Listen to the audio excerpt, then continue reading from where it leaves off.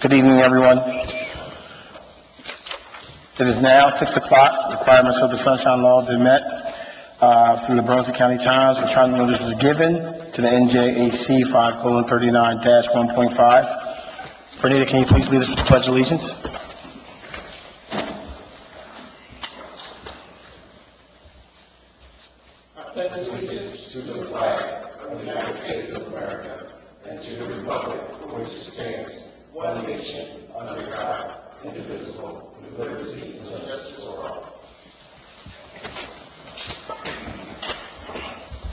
We will now have a moment of silence.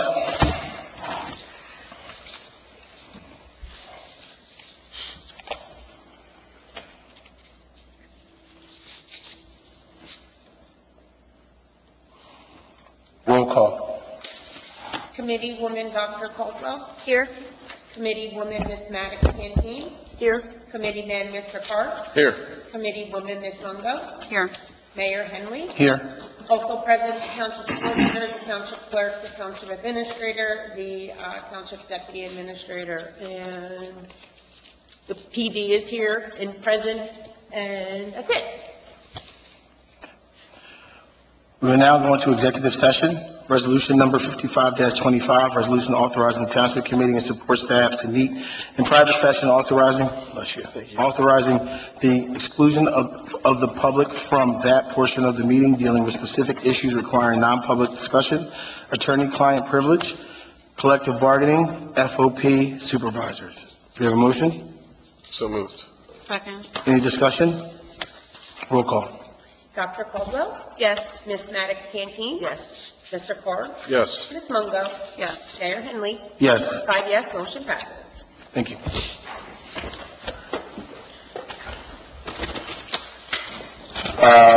Welcome back. We did a motion and a second in private session to come out. So we now have a presentation for recognition of the winners of the West Hampton Intermediate School Women's History Month essay. All right, he's taking care of it. I was gonna tell him. Just one moment while our students come in to be recognized, please. It's like, Yeah. All right, I'll proceed. So the West Hampton Township Committee is pleased to host our first Women's History Essay Month contest. This month, we selected our West Hampton Intermediate School students, grades 4 and 5. And they were prompted to write a thank you note to a woman who inspires them, and they had to say why and highlight her contributions to society. So at this time, we'd like to invite all three of our finalists up to read their essays aloud one by one. And then after the last person is announced, can all three of our finalists come back up for a gift from West Hampton Township Committee. So the first person I'd like to call up is our third place winner. Just a little bit about her essay. It was very uplifting, and she talked about how this person has made major contributions in her life in so many ways. So I would like to call up Cassidy Fromhold.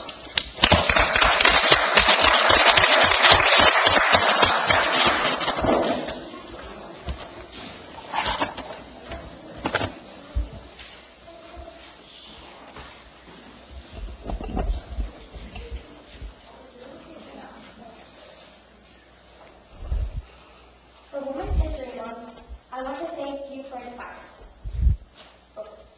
Dear Mom, for Women's History Month, I want to thank you for inspiring. You inspire me because you work out to stay healthy. You are also very positive and help me be positive too. You are also always there for me, encouraging me to do new things. I want you to do the same things to my children because that's such a wonderful thing to do. Mom, you're also creative. I think that's where I got my creativity from. You working for the corrections ombudsman, you help ensure the 7 years get a good life, and that really inspires me. Even though it's the best thing, I think the children should get a good life too, because they're still human like us. You really inspire me because you do stuff for the family even though you don't have to, but you do it because you love us. You also inspire me because you have great passion, and that's why I look great every day. You inspire me because You come to cheer me on at basketball or softball games or even practices. You also inspire me because we work so hard to try to get alone time with me, my brother, to make us happy. Mom. You also inspire me because you bring foster kittens up here, and that makes me so happy because you put this in my room.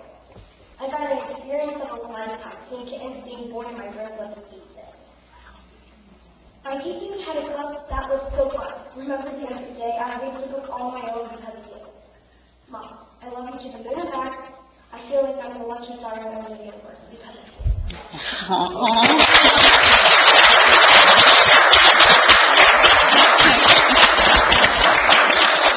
Excellent job, Cassidy Fromhold. Thank you so much for sharing that. And I want to say, I feel the same way about my mom, who's here with me tonight, so there's no age limit on how we feel about our mothers. Second place, I want to tell you a little bit about this essay as well. I want to commend this person on their presentation. I was completely blown away. They went above and beyond. And so, can we please have Avery Schmidt come to the front? Read your essay.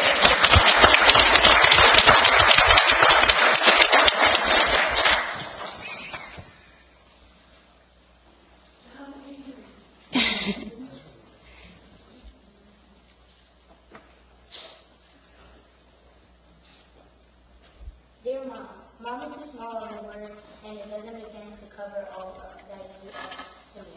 You are more than just my mother. You are my best friend, protector, and biggest cheerleader. You are such a hard worker, and I admire your strength and dedication so much. I also look up to you because you are hilarious, enthusiastic, and creative. When I'm telling stories that make completely no sense at all. You are such a positive role model because no matter how hard things get, you never stop trying. Just when I think I cannot reach my goals, I hear your voice telling me anything is possible. Your kindness makes me want to be a better person in the world. You are the reason I believe myself more. I know you always have my back, no matter what. Being a mom is so job.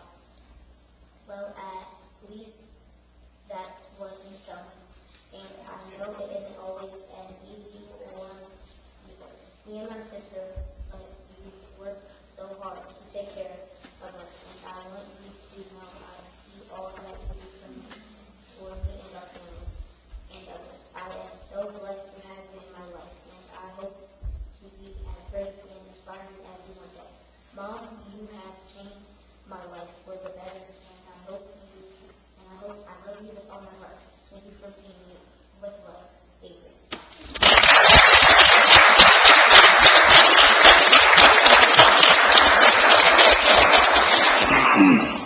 Thank you, Avery Schmidt. We really appreciate you coming up and reading your essay about your mom. Excellent job. Last but not least, the only thing I'll tell you about this essay is that the person who this person wrote about would be extremely proud and touched. So, can we please have our first place winner come up, which is Daniel Oganini.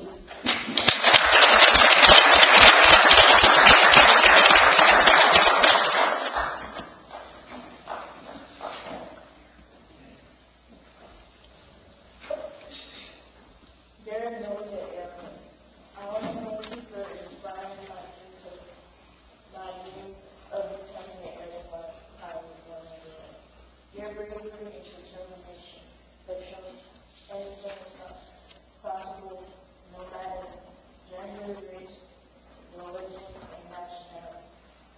You made history by being the first woman to fly across the Atlantic Ocean. At a time when people didn't believe women could do such things, you proved them wrong. You broke their barriers, and you motivated others to reach the sky, both metaphorically and literally. It is impressive that you have created an organization for women pilots so that more women can follow your footsteps. I love advancing without learning science and technology in school to prepare me for my future. I sometimes feel like people don't expect me to succeed in certain fields. But you inspired me. I actually never let other people build institutions that will prevent achieving my dreams. You never allowed them to injure me, so I will do the same. Your career reminds me that I can achieve my goals no matter what. Thank you for being a role model and showing the world that dreams have no limits. Because of you, I will keep working hard and never give up on my dreams of life. Sincerely, Daniel.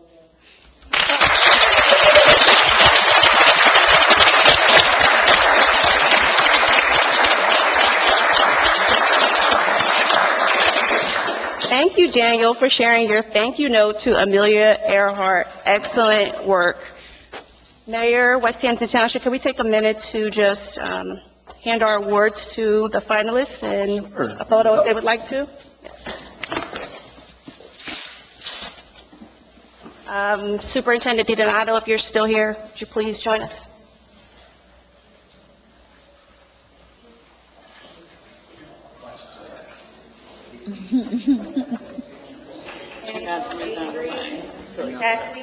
Have us in the back. These pictures.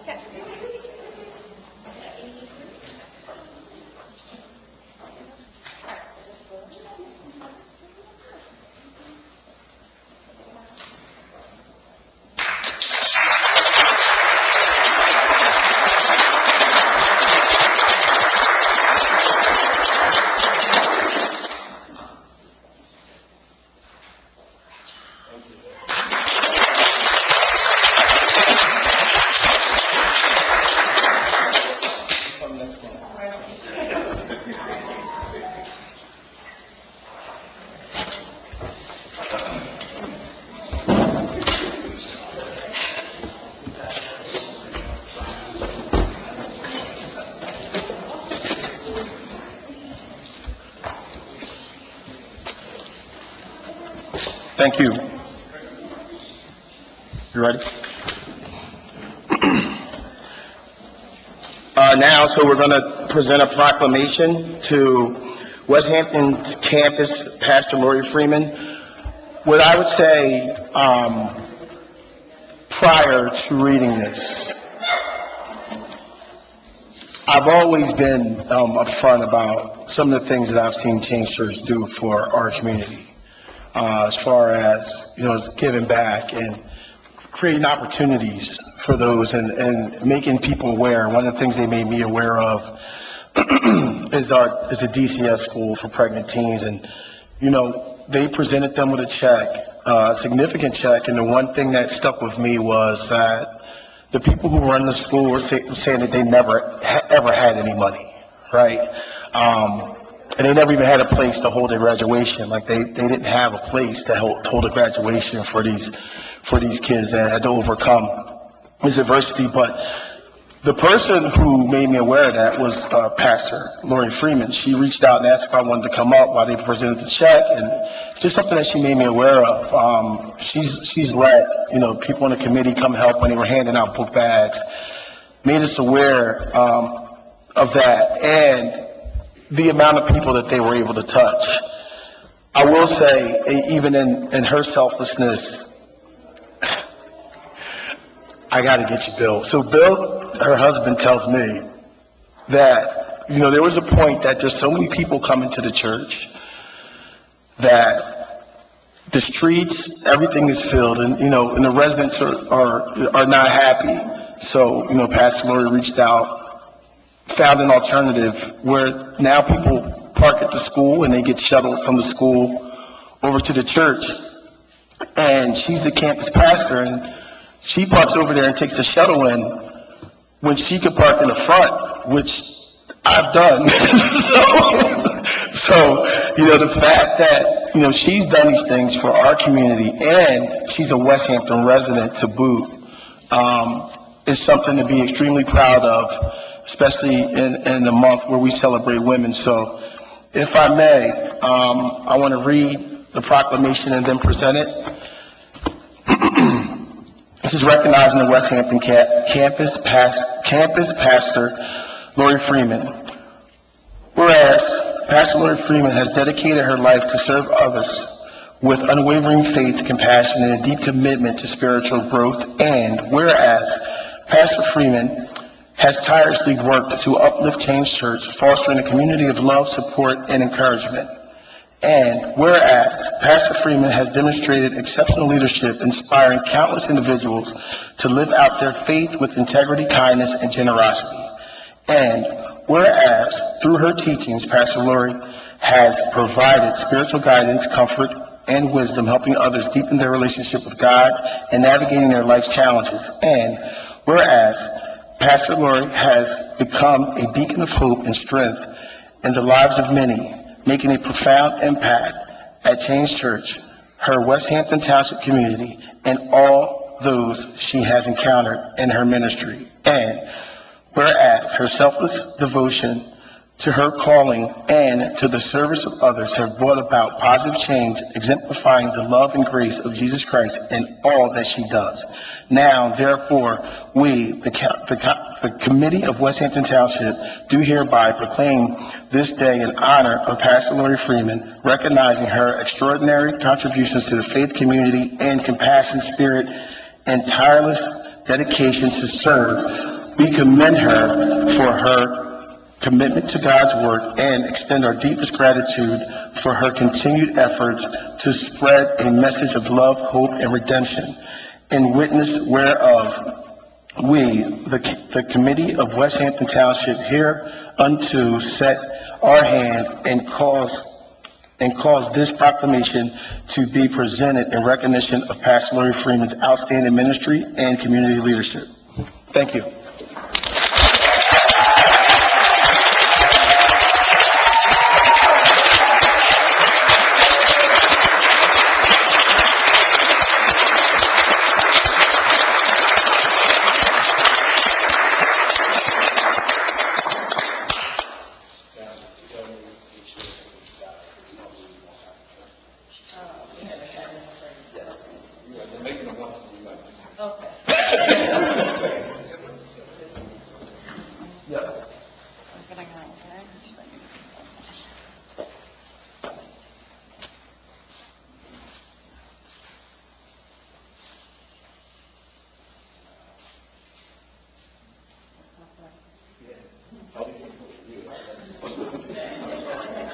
Sorry.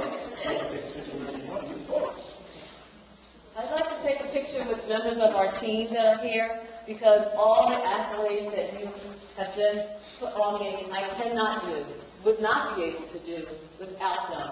So I just told them about this today, because I didn't want to make a big fuss, because I'm a little embarrassed by it, because I know that I can't do it without them. So I would just like to take a picture with them.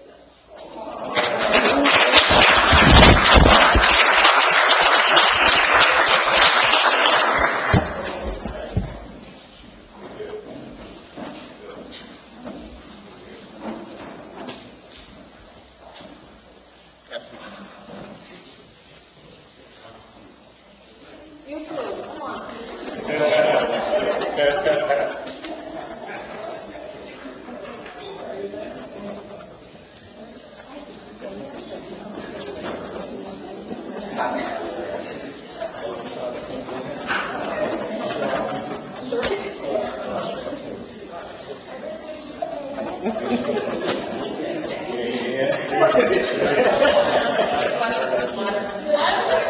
You see all these people, and I just told them minutes after 12 today.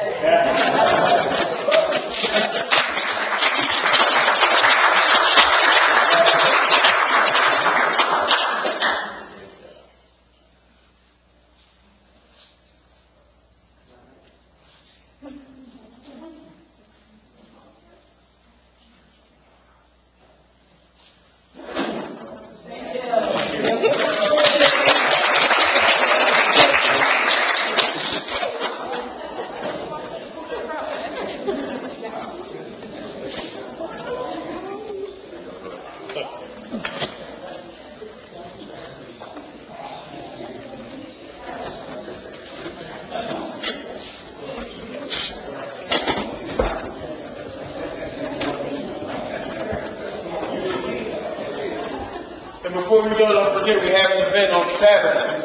Saturday. 2 o'clock.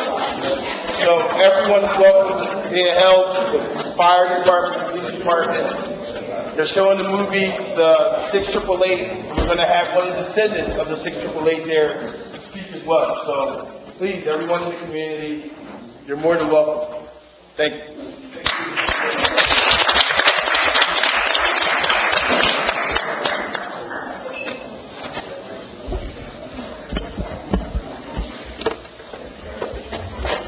Now what we got?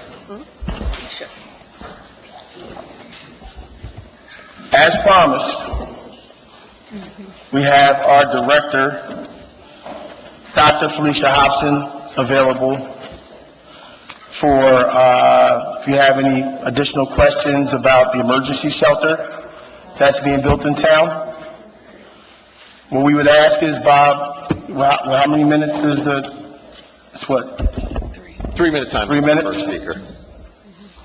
Do we have anyone that has any questions or any comments?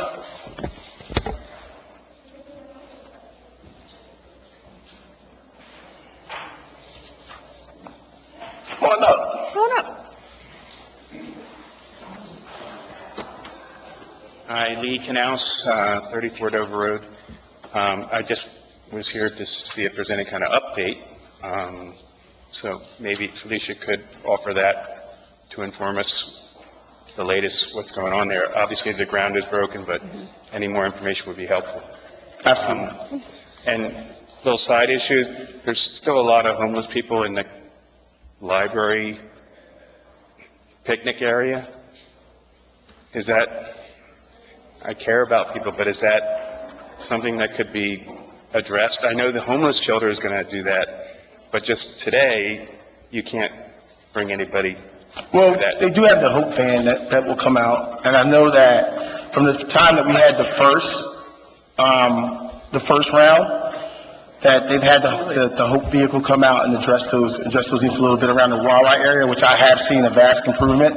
I think so. What we can try to do, and I can't obviously speak for Dr. Hobson or Charlene, but maybe we can get the Hope vehicle to come out and offer some help in the library area. Okay, I didn't know how you're working together, and that would be more to the question too, is how township and the county is working to Yeah. help. Well, we're always working together. Okay. But that is, obviously it's public area, so, but our Human Services Department has been out there several times trying to help, the individuals that are out there, but, please be mindful, it's still their choice, right? Some folks don't want help, and we can't make them, obviously, but yes, and to your point, the homeless shelter will solve for that. There's services available. So if Humans, and I can get an update, but if Human Services has been out there, you said? Volunteers of America and Human Services both have been out there. So it's not as if it's going, unnoticed or unaddressed. So we are offering, but I could just give you a quick level overview. So yes, we did break ground. So we anticipate, go ahead with your question before I. Oh, okay. I just wanted to know, is there any type of connectivity to find out, are some of the homeless veterans? And do you have services reaching out for veterans that are, that are in the So area? we have our Veteran Services Division in the county, and if there are homeless veterans, our Housing Hub and Human Services team would work directly with the Veterans Division for the county. Right, so we always try to do our best, and that's one of the first areas that we started with was the veterans. Yeah. And what we found, and I don't have concrete evidence, but what we found was that a lot of our veterans did not want the help. Yes. But what we did was just made sure that they understood the information, how to get access to the information, and making sure they had the telephone numbers if ever they decided they wanted to get help. That's one of the primary things that we found. Okay. Thank you. Right, you're welcome. I just had a question for you too. It's not just exactly West Hampton either. I work at Acme overnight shift. And I don't know if you've heard about that, but last week it's getting worse. We had a guy drunk, homeless, sleeping on the ground, all over the place. 2 or 3 Which people. location? Acme, right in Mount Holly here. We have them every night. I feel so bad for them. Is there anything I can do? If I call the police, what are they going to do for me? I want to see that they're You going can to call take them 211. somewhere, that they're going to get them help, not just put them somewhere else. You can call 211. So 211 is our emergency services for homelessness and Okay. domestic violence. So any type of emergency that's not crime Will they related. come out in the middle of the night? Absolutely. That's Oh, what 211 that's great is to for. know. So I'm so 211 is a glad. service that we have extended for a year-round service at first. Okay. Do you remember how we used to do Code Blue in the Yes, winter when yes. it's a real cold month? Yes. Well, we extended that service. It's now called 211, so we pay for it. Okay. And once we call that number, one of our partners Okay. will assist in whatever the situation. I just want them to And they get will help. come. Thank you. They will come, yes. Thank You you can call so much. 211. Thank you. You're welcome. Are there any other questions before I give the update?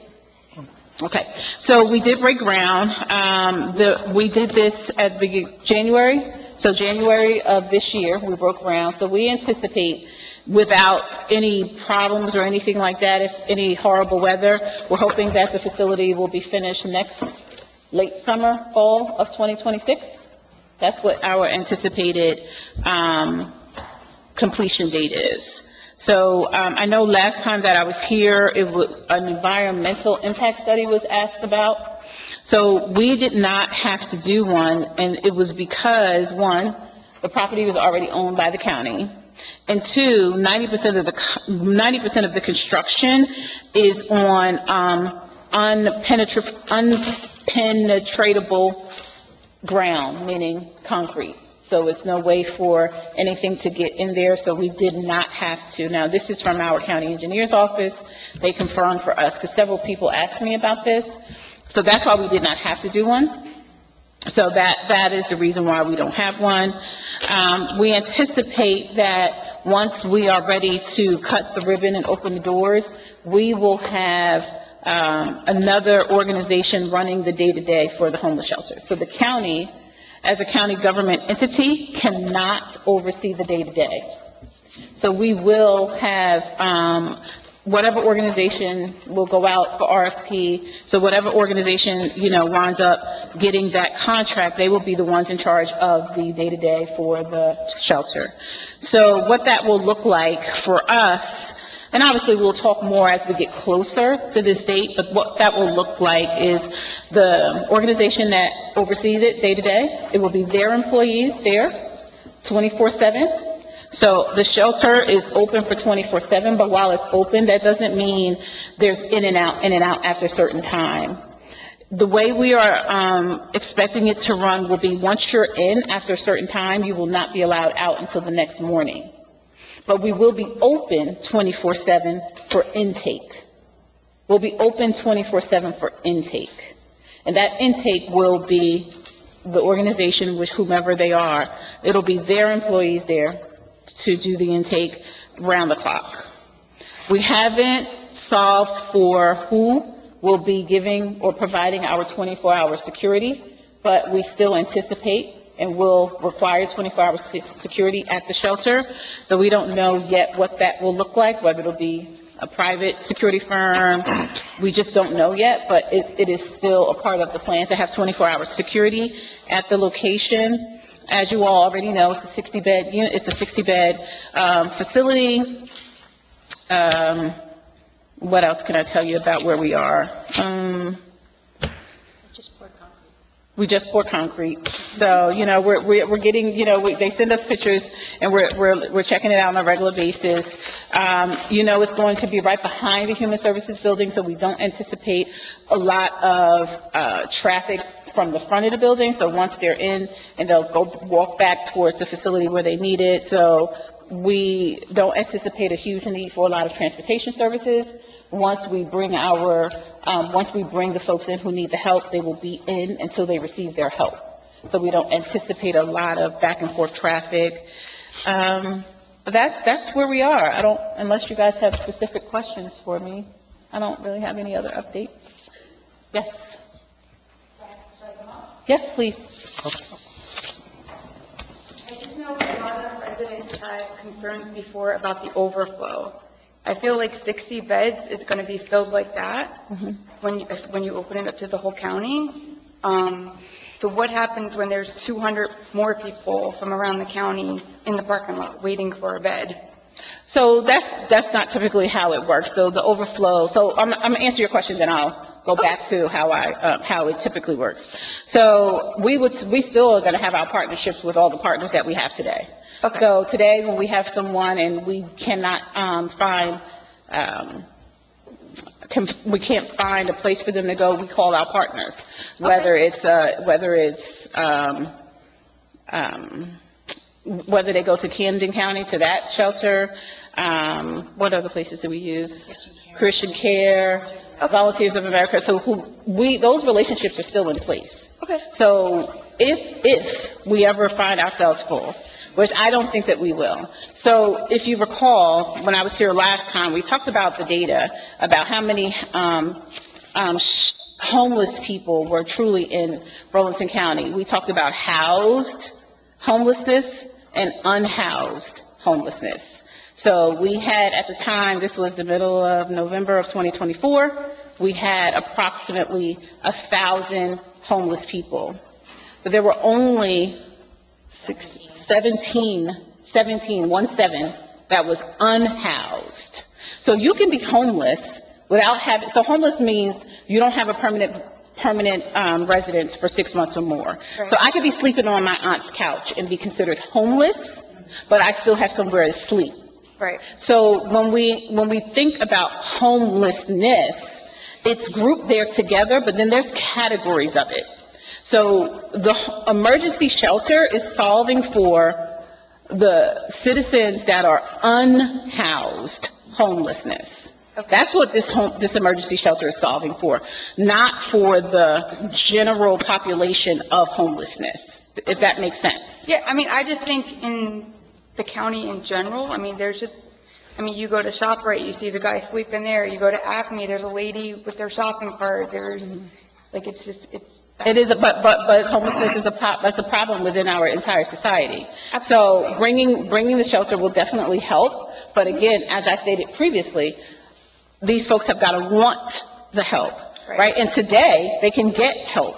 You could call 211. We have partnerships that are in place for us to help any and everyone who needs it. But if those folks aren't willing to get the help, right? And I'll just share a story.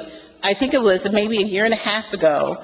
We had a homeless woman, middle-aged, living out of her car. She had a job, but we knew she was homeless. We tried to offer her help. She didn't want the help because she didn't want her income impacted. Yeah. Do you understand what I'm saying? So all we can do is offer, let folks know about the services that are available. But if they don't take the help, there's really nothing, we can't force ourselves on them. So you understand what I'm saying? So it's not, we definitely will do any and everything that we can to help everyone. But there are some situations where some people truly do not want help. And we have to respect that. I think me and a lot of people were just worried about people coming from around the whole county. And then, and then the shelter's full, and then they're at the library too. Yeah, that's not how we envision it. And we've had a lot of conversations. We'll have the partners in place. Again, those partnerships will not end. So coming from all around the county, not unless it's something substantial, like I just don't see it happening. But if it does and we get full, we will then lean into the current partnerships that we have. Okay, I think that will make a lot of people feel better. Awesome. Yes, Thank you. You're welcome.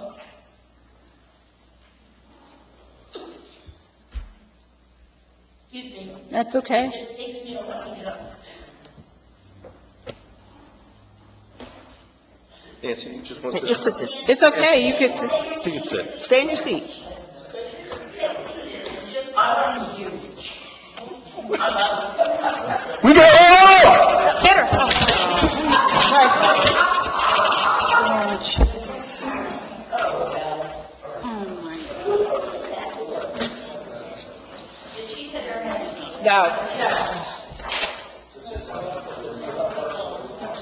Watch out for Move the podium back. move the podium back.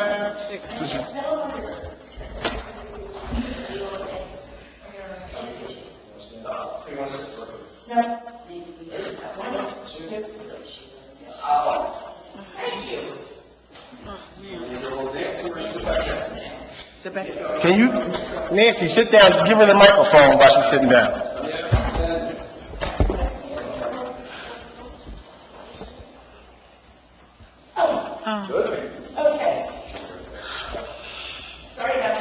No, you're fine. You don't owe me an apology, Nancy. I wanted to thank you for that explanation of homeless versus emergency shelter, because I think most people hear homeless and they don't understand that is, as you said, emergency shelter. And unfortunately, you use both terms together. Does that make sense?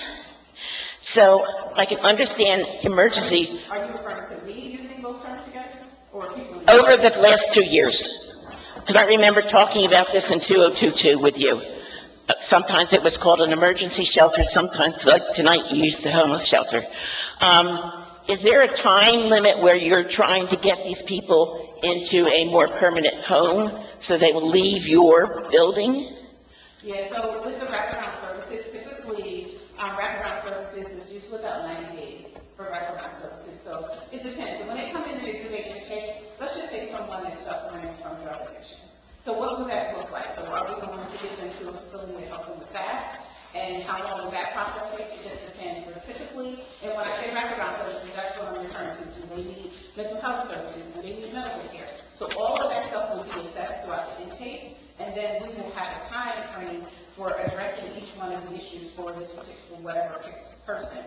And then the 90-day time frame is typically what I've seen. Now, this is based off of just my general research of what happens throughout the country when folks are getting help, when they're facing homelessness. Folks who currently live in temporary transitional houses, is usually about a 90-day turnaround time for them to get on their feet, find a job, find someplace permanent to live. So I'm basing it off of that. I don't have actual facts from the Burlington County perspective. This is what I know from a national perspective. Okay. So I am assuming that it's going to be somewhere around the same, but if we can turn it around faster, we definitely will. And they'd have to be willing to, something. I mean, that's the whole purpose. And then just to address your comment about emergency versus homeless, I use them interchangeably because I feel like homelessness is an emergency. Right, but I'm talking about the general public. Well, the general public, I can't, you know. No, but you just explained it, which is what I mean. But homelessness, in my opinion, is Right. an emergency. So, because you could be facing homelessness from domestic violence. So one day you can wake up and think everything is okay. You don't know that your spouse may be trying to kill you the next. Right. So that is an emergency. Or your house catches on fire and you have no house. And you're facing an emergency, and now you are homeless. So it's not, never, in my opinion, not ever, it's always an emergency. Homelessness is an emergency, in my opinion. If you don't mind, I'd like to deviate from the shelter a little bit, but it relates still to poor people. I'm involved with 2 pantries. Poor people, people who are on, say, SNAP.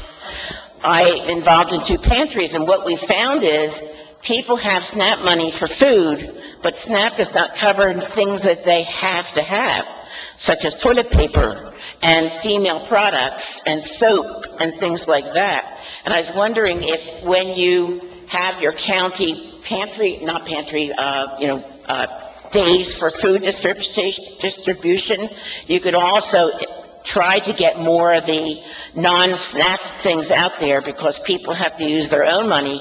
They can't use SNAP to even buy a bar of soap or wash their clothes or... Yeah, so we don't do the county food drive anymore. Oh, you don't? Okay. Not, no, we started offering, we offered grants to some of our partners to offer the food to our residents. That's one. And, SNAP is a federal program, and we recognize that it doesn't cover everything. So our partners are aware that SNAP doesn't cover everything, and we have partners who donate those types of things, and we always find, like last time I was here, the lady who runs the Beloved Project, she is someone who would be available to partner with, to say, okay, she would be one person who we can go to and say, okay, we have this family, they have SNAP, but they also need clothes, they need menstrual products, they need, so she's someone who can partner with and make sure that those kinds of things are provided. Toilet paper, Have a person in place for that. which we all need. That's right. Thank you. Are you okay? Yes. I didn't expect that word. Yeah. Yeah, sometimes it's latched in. I know. Want to say something? I'll pass you the mic. Do we have any other discussion for our director?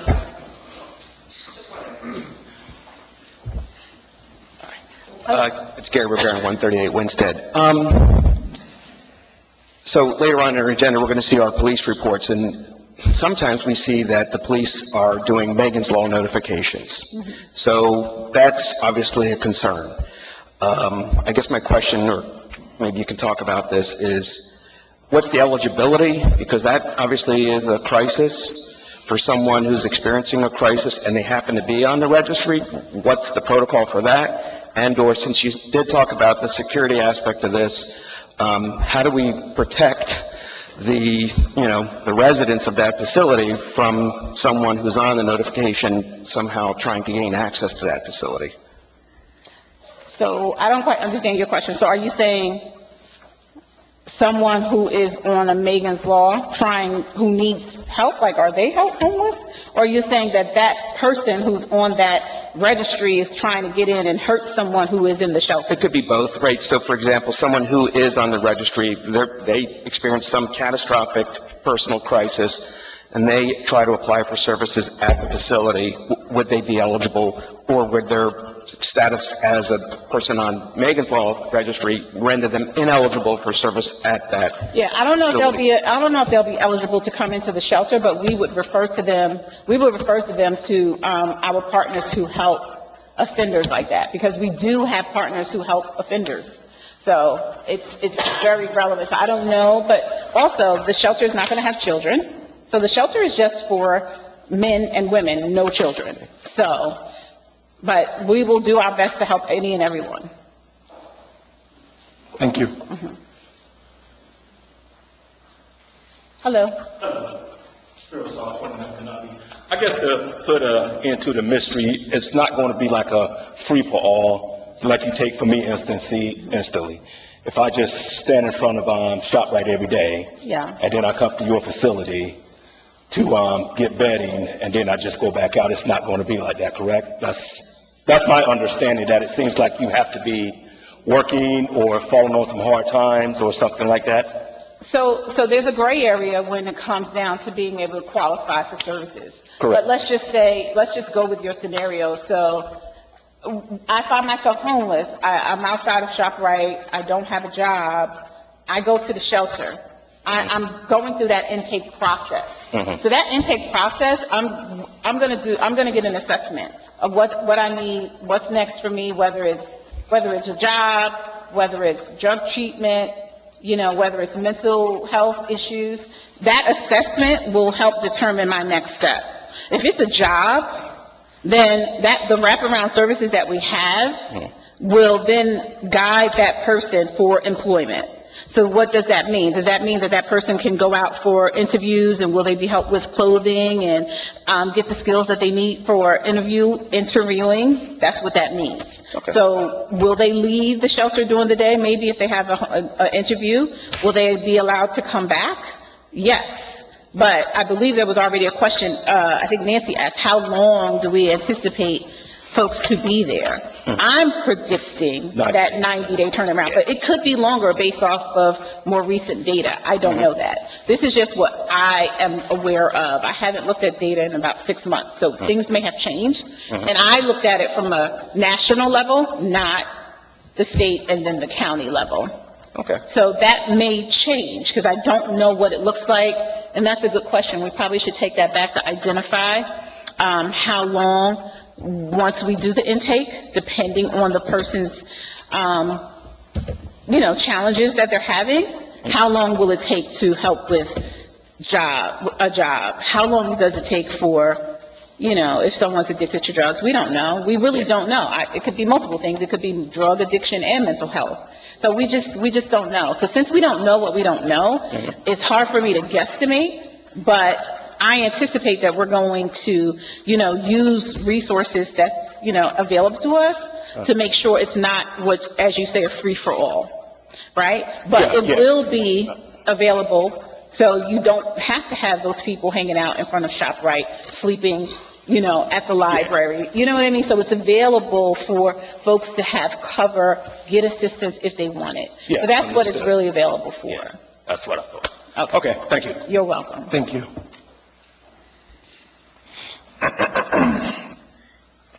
Any other discussion for our director? Good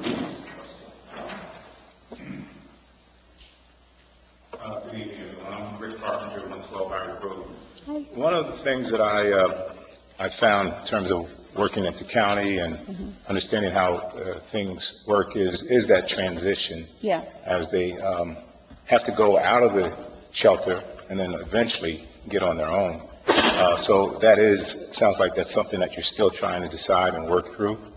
Well, because we don't know, again, that's the part of we don't know what we don't know. Yeah. So I could be someone who is waiting for affordable housing, but I was living with my aunt and she kicked me out. Right. So I could just be needing this shelter until I'm up for affordable housing because I have a job. Right. Right? So that could be a scenario for someone. That's a real life situation. But I could also be, someone who fell on hard times, who lost their job. And now I don't know, I am up for this apartment for affordable housing, but now I can't afford it. So what am I supposed to do? Yeah. No, I certainly have a lot of credit for me for taking on this challenge. I know I would often, and Dr. Caldwell, how you doing? Sir. I'm here because of her. I didn't know you were going to be here, Doctor. And this is a double bonus. But one of the things, we used to get people who were homeless to come in. Right. They had to be from the county. They had to show some kind of residence that they had been here for Yes. a period of time. Is that Yes. also going to be a requirement? Yes, that is a requirement. But to that degree, right now, as we partner with Camden County and other counties, when we have out of placement county, we have to also take that into consideration. So today, we don't have a shelter, as you know, but we oftentimes send our residents to another county. Right, that's true, yes. You understand what I'm saying? So That's we good. will have to absolutely extend that, but from the onset, our requirement is for Burlington County. It is for Burlington County. And I don't think that we're going to see that influx of always being full and not having anywhere to send folks who still need help. I don't think that we will see that influx. Because today, the way it's managed, we manage it already with our partners. We manage it with 211. So as long as the person wants to get the help, we will help them. Right. So.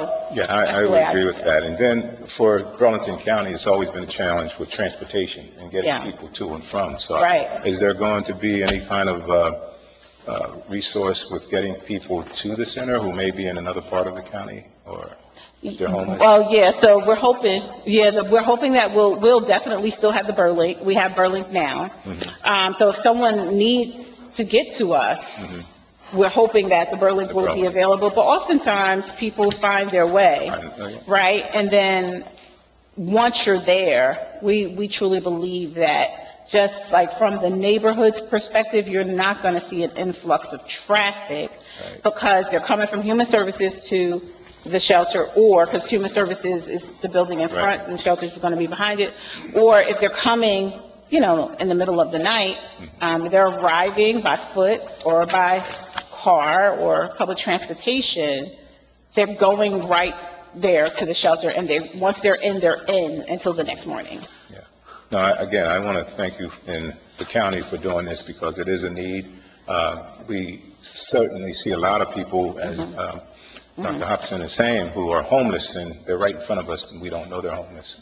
So there is a need there. There's a huge need for it. In our county. Yeah. So, I'll be watching, and All right. hopefully, I don't expect anybody overflowing into our neighborhoods. I'm hoping. Well, that's why we're doing this, though, so we will at least have, we'll have this emergency shelter for these type of situations.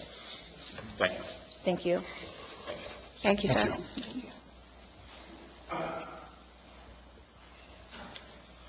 Thank you, Felicia, for all the information you provided. I guess the big question that doesn't get answered, and I don't know if society needs to fix it, is that person I mentioned at the county library that's in the overhang there, if they don't want help, it's not a place where I can go take my family to have a picnic there. It's gone. So somehow society needs to say, Yeah. there's a point at which we need to pull them out of that place. And then kind of, And yeah, that's to something still that- make it available for our Right. residents. And that's a very good point, and I'm not saying that we won't solve for that. I believe that we will. But it's my hope that the shelter will solve for what you're seeing at the library. The real thing is if they don't want to. Correct. And Now what? well, I mean, listen, this is a human services problem. Right. It's not just Burlington County. This is I think it's an international problem, but let's just stick with I the agree. United States. I agree. It's a national problem, and it's a human services problem. It's a civility problem. It's a respect problem, because we have a lot of folks who are not civil. We have a lot of folks who are not respectful. One of the main reasons I came here, I had to start coming to these meetings, was because folks said to my face that this shelter should be in a black town because only black people need help. So we have to be mindful of the biases that come along with some of the things that people are saying and doing, and not realizing that homelessness has no color, has no political affiliation. It can happen to any one of us. And when we don't show that level of civility, that level of respect to folks who are suffering and going through something, it affects all of us, right? So how difficult is it for us to be kind? That's probably the bigger question. Well, so what you're saying, the shelter is important. It's a great idea. It's going to help a lot of people. The other side is this shelter might be a magnet to bring more people here, and then they get here and they say, no, I really don't want to check in here tonight. I don't want to have to abide by your rules I'm going down to the library to live. It's a bigger question. I don't expect you to answer it. No, that's fine, and you're right, but these are good points. And we, you know, you and I we can continue our conversation, we can meet, but I'll just say, if we find that that's the case, then that'll be something that the county has to solve for, right? We will have then identified a gap that we will need to solve for, and we will do that. Okay? Sure. Are there any other questions? No other questions? All right, so I'm scheduled to come back in June. So I'll be back in June, and then September? Yes, and then December. So I'm scheduled to come back on a regular basis. So if you have questions, concerns, please, you can either hold them until I come back, or feel free to reach out to our public information office. Charlene's in charge of my schedule. So if I need to meet with someone, I'm happy to do so. Since we already have these meetings scheduled throughout the year, for the end of this year, if you guys feel free to come to our meetings. We meet on the second and fourth Wednesdays of each month. So we have our meeting tomorrow at 7 p.m. in Mount Holly. So I'm always available to answer questions, address any concerns. Okay? Do you all have any questions for me? Not at the moment. Thank you for giving your time to our community, Director. Thank you. Thank you. Thank you. Thank you, ladies.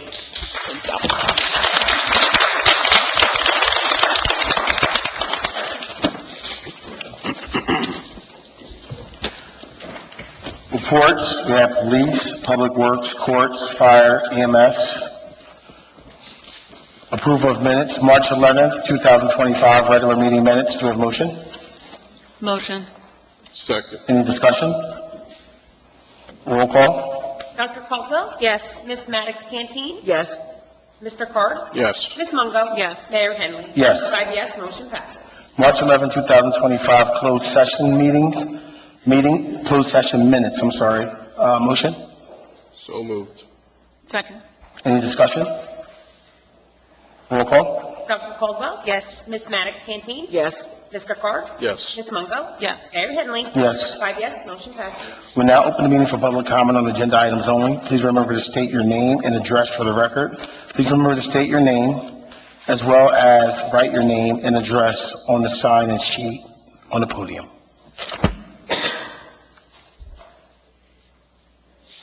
With no questions, all in favor to close? Aye. Ordinances, second reading, public hearing, 3-2025 ordinance amending Chapter 59 of the Code of West Hampton Recreation Advisory Committee. Do we have a motion? Make a motion for 3-2025. Second. Open for public comment?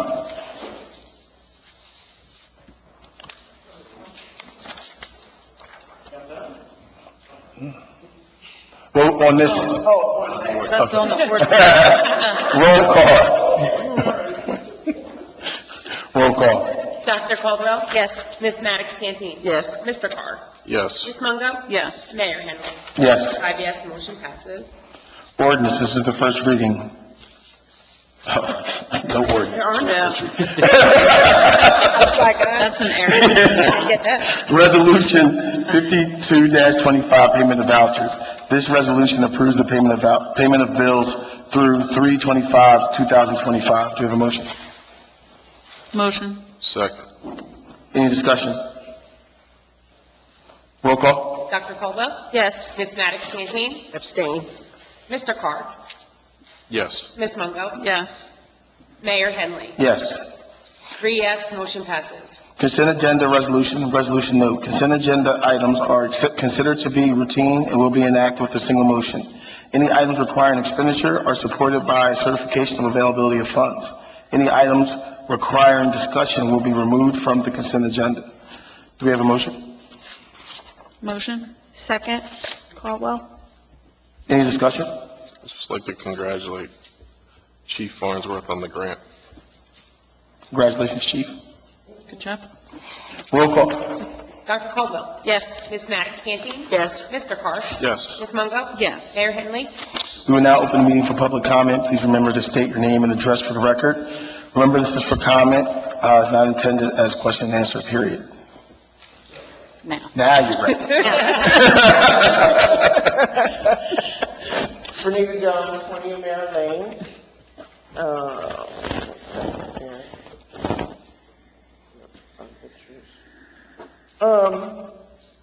As of yesterday, the Associated Press says that they are going to cut 80,000 jobs for the Veterans Affairs Office.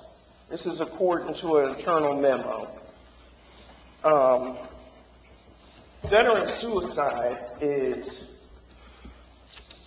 number one for the veterans and the number one clinical priority for veterans at the Veterans Administration at this time. Suicide is preventable. Everybody has a role in play in saving their lives. This year's annual report from the Veterans Administration for 2024 has just been released. And for New Jersey, there has been 56 suicides. We only have 21 counties. And so you're thinking about 56 suicides, 10 of them were women. And that's why I'm bringing that to attention because of Women's History Month this month.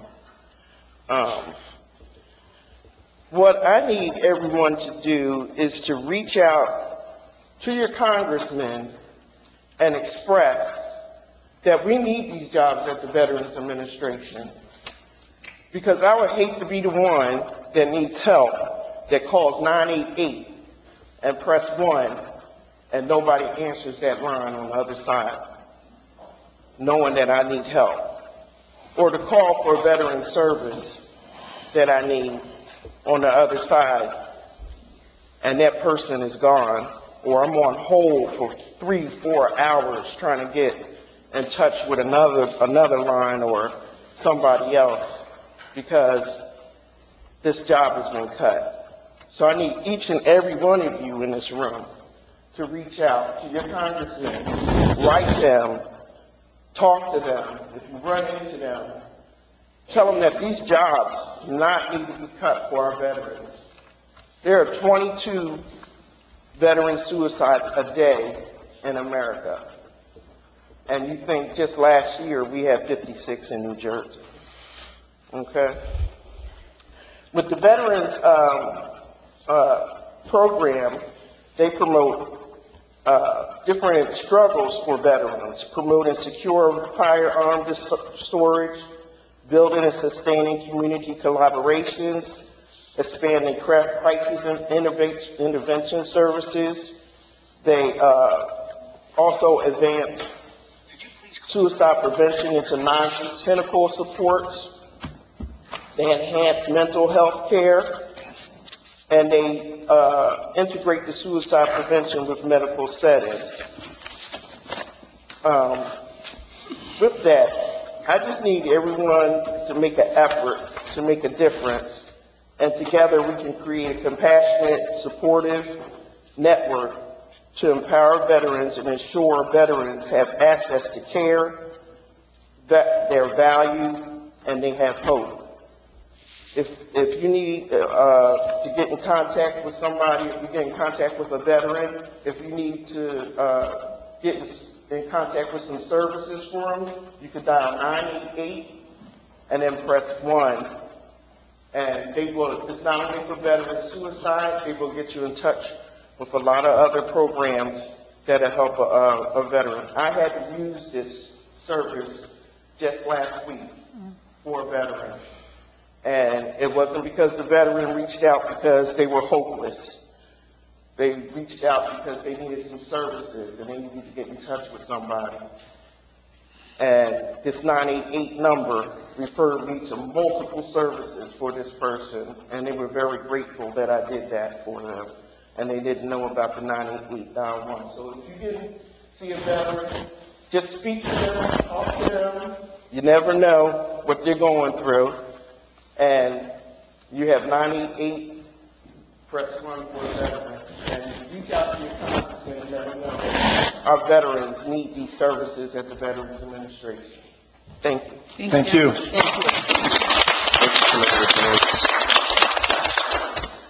Any other comment? Yeah. Good idea. Thank you. I don't know if you've been following the news, but I'm sure some of you have friends up in the legislature you can talk to, but the governor has talked to the Board of Public Utilities and getting them to come up with a new way of charging us. They would like to charge us based on our income. If you are moderate income, you pay a little more. If you have a high income, you pay a lot more. And that would be electric, gas, water, sewer, and I don't even know if they consider that cell phones and internet. But I pay enough for my utilities, and yet I don't know what they consider me a moderate income, but as a single person, I can't make as much as a married couple and be considered a moderate or a high income or a low income. And my taxes are not based on how many people in my family or my income. My income tax is not based on how many people in my family. I pay school taxes. It has nothing to do with the people in my family. And I think that to look just at someone's income and charge us based on our utilities, that means a lot of people are going to be turning off their air conditioning this summer because they can't afford it. I understand and I agree totally for people who are very low income, they need help. I had a friend who had to go for a month in the winter without an oil bill because she couldn't afford to get oil, and they wouldn't give her a tank of oil until she gave them the cash. And there are people out there to help.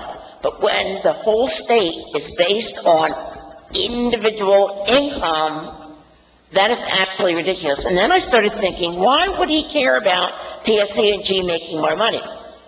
I have a feeling that if PSE&G is charging 13 cents per kilowatt,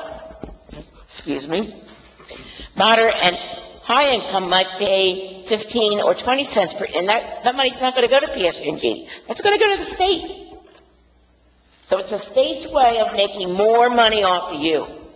And I would like you and everyone here to contact their senator, their congressman, and say, we can't afford this. And Governor Murphy is on his way out because he can't run again. So why is he doing this now? This is absolutely, and if you look and you Google, you'll find many, many things about it. Okay? And I couldn't believe this. We can't keep affording this. So thank you very much. Thank you. No other comment? All in favor to close? Aye. Days to remember, next Township Committee meeting is April 1st at 7 p.m. Land Development Board meeting, April 2nd at 7 p.m. Historic Commission is March 26th at 7 p.m. Recreation Committee meeting is at April 9th at 7 p.m. We now have committee liaison reports and comments. I'll keep it short, if you don't mind. Go ahead. Congratulations to Avery, Cassidy, and Daniel. Thank you, Pastor Lori. Congratulations to your team. It was awesome to hear the mayor's thoughts and read that. Also, thanks to the Commissioner Director Hobson for coming tonight and sacrificing her time to be with us and answer our questions. Again, Chief Farnsworth, thanks for all you do for West Hampton, applying for that grant, receiving that grant. That's off the taxpayers' back, so appreciate it. And finally, if everyone would join me. No. What's that? No? I said, Well, Go ahead. tonight's a very special night for our mayor. It's his birthday, so happy birthday, Mayor Henley. Thank you. I don't know how special. Thank you. I appreciate it. Happy Now, birthday to you. Happy birthday to you. Happy birthday, dear Mayor. Happy birthday to you.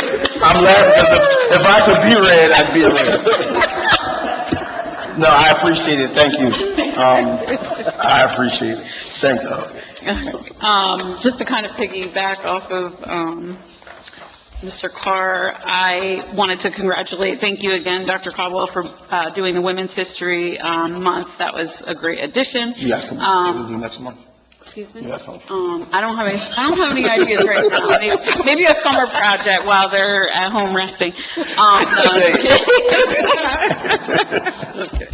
But it was great, listening to their, essays. Cassidy's touched me deeply. That was really cute.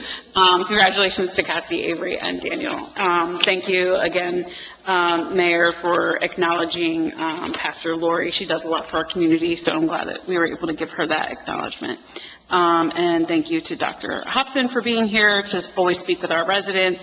I want to thank all of the residents for being here and expressing, just concerns or whatever it may be, just to join in that conversation with us. I also wanted to mention another date, April 2nd, next week, the Chicken Committee will be meeting, Backyard Chicken Committee. We do have, I've already sent the proposal for some updates to the ordinance for that, so hopefully we can get that on the next agenda. And again, happy birthday. I had that on there too. So that's it. Thank you. So next, good evening, everyone. Thank you so much for coming out. Really appreciate it. I did invite more people to this meeting, so thank you for showing up. Mr. Rassal, Mr. Carpenter, really appreciate that. And your input, questions that you ask help us glean more and learn. We're all going through this together for the first time, and your insight really helps us to get it right. I want to thank every West Hampton Intermediate School student who participated in our first Women's History Month essay contest. They are officially a part of history, as we've never done this before. A special thank you to Principal Dr. Feldman for helping make sure that it went off without a hitch, making this opportunity a reality. And thank you, Superintendent DiDonato, for supporting our initiative. Congratulations, Cassidy, Avery, Daniel. I had a wonderful time reading your essays. Looking forward to more in the future, perhaps next year. Thank you, Dr. Hobson, for coming in and shedding light. She's not here now, but I was going to tell her, I can tell that she's very passionate about this. She's educated, she's done her research, and so for her to be able to share all that with us as we have concerns really means a lot to me. Also, an update, I am now a member of the Burlington County Homelessness Trust Fund Task Force. It is a one-year term through Burlington County. I was kind of voluntold, but that's okay. I will be bringing back information to the committee as I always do. The next meeting is in April, so hopefully I will have an update for you by May. Just a little bit of data on that, on how I got chose, or we, West Hampton as a one got chose. So according to the Burlington Point in Time study, West Hampton had the third highest number of homeless persons, Mount Holly being one and Burlington Township being second. So apparently the towns with the three highest amount of homeless persons, they have to have a representative. And so that's how I was chosen. And again, we'll be bringing that information back to us as residents. Congratulations to our West Hampton Fire Squad and Chief Barnsworth. I was able to watch them be recognized for a rescue incident, I believe, earlier in 2024. I was really proud to be a representative of West Hampton, a resident here. I feel safe knowing that I have you guys. So congratulations to everyone. I didn't get all the names, but everyone was up there to take a picture and be recognized by the 200 Club. So congratulations, everybody. And lastly, congratulations to Pastor Lori Freeman and her Change Church team. I've been to her church and witnessed her ministry and everything that she does for our community. So congratulations to her and her team. Thank you. Good evening, everyone, and thank you all for your attendance. You could have been a lot of other places, and we're so grateful for you being here and coming to support West Hampton. Dr. Caldwell, once again, you have outdone yourself. We really appreciate all of your efforts in letting the light shine of the students in West Hampton Township, West Hampton Intermediate School in particular. Superintendent DiDonato, thank you so much for your support and being here, second time for your students at this particular school location. Daniel, Avery, and Cassidy, job well done. I enjoyed listening to those essays. Pastor Lori Freeman, the Change Church West Hampton campus pastor. Thank you so much for your unwavering commitment to Change Church and the West Hampton community. Matthew 25:21 says, well done, good and faithful servant, well done. And it has been a great job you have done and continue to do. Dr. Caldwell and I have participated in a number of events there, giving out book bags and just doing so many things, and we look forward to being able to continue to do that. Dr. Hobson, thank you so much for coming out to once again shed a little light on what's going on, not only with the shelter, but within the county. We appreciate you coming and giving the information to our residents. And we also appreciate you working with Dr. Caldwell and I, because we're on the phone with her a lot, asking questions and doing a number of things. So thank you so much for that.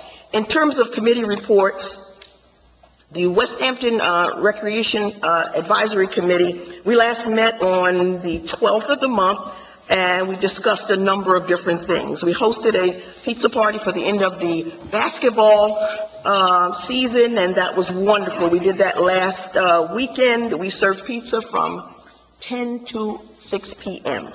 A lot of pizza. We have the Easter egg hunt coming up on April 12th. That's going to be at the school, and we're looking forward to that and looking forward to being able to give out those eggs. Flag football is coming up, softball, summer camps. All of those camps are advertised on the website, and we look forward to having full participation. In terms of the sports complex, the turf replacement is in full effect, and we're excited about that. I mentioned last meeting that on March 16th, Subaru, in conjunction with Philadelphia Union, recognized Todd Misselman as the playmaker of the game, and him along with 10 family and friends were at the Subaru Stadium, and it was great. We had a box, and being able to recognize his work with the Recreation Department. Senior Advisory Committee, which was handed over to me by Dr. Caldwell. We will be having our bingo, our senior bingo brunch that is coming. More details to follow. We're waiting for Kim to help us get some stuff done, and we'll be able to do that, and we will have a grand time. Working with Timbuktu and having conversations with Guy Weston, looking forward to doing a spectacular event this summer, probably around Juneteenth, to acknowledge our gym in West Hampton. As I mentioned, Dr. Caldwell and I still are acting as liaisons for the Burlington Township Committee, and we're going to continue to go out and get information and bring it back. I'd like to thank the police department, Chief Ferguson, excellent report. Fire EMS, Chief Ferguson for the police department report, the fire EMS chief, Mr. Farnsworth, thank you so much for your report, and Chris, your report, Christian Taylor, your report with Public Works was excellent. Just reading the information in those reports, I had to read them more than once. It's a lot of information, a lot of things going on, and can tell you guys put a lot of work in those reports, and you guys are doing a lot in this particular town as well as surrounding areas, so really appreciate you and your efforts. Thank you so much. That's it. I'm going to turn it over to the birthday guy. Glad you didn't call me birthday boy. But I'll try to keep this short and brief because I think that the committee members basically said it all. What I would say is, if I could share, one of the prouder moments of today is that we had a room full of people here, and it was about celebrating people in our community. It was about us being able to ask questions to get some clarity on something that's going in town. It's about a bunch of positive things, not things that, we're uncertain about or we have a lot of questions about.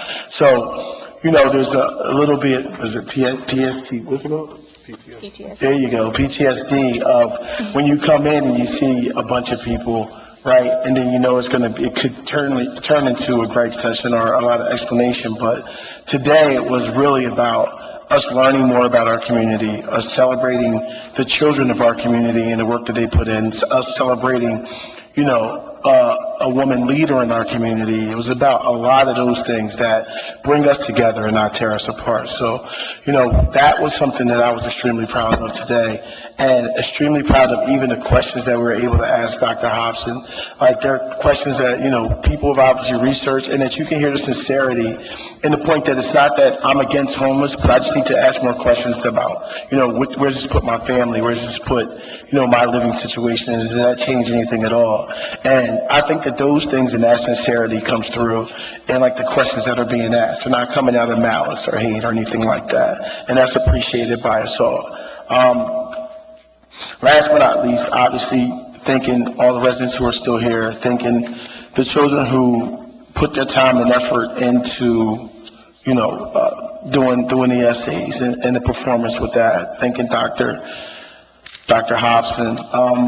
Thanking the committee members here. Like, one of the things that we've always talked about, we've always said is like, if you put in the work, people will see that and they'll respect the work that you put in. People respect you when you work hard. That's separate from party, race, creed, whatever separations that you can think of. If you work hard and you're trying to do what's best for the community, people recognize that. So, I challenge not only us here, but us down there to continue to do that as a group and as a West Hampton family to be able to do it. So, with that being said, thank you again for everyone coming out. Do we have a motion to adjourn? Motion. Second. All in favor? Aye. Thank you. Thank you.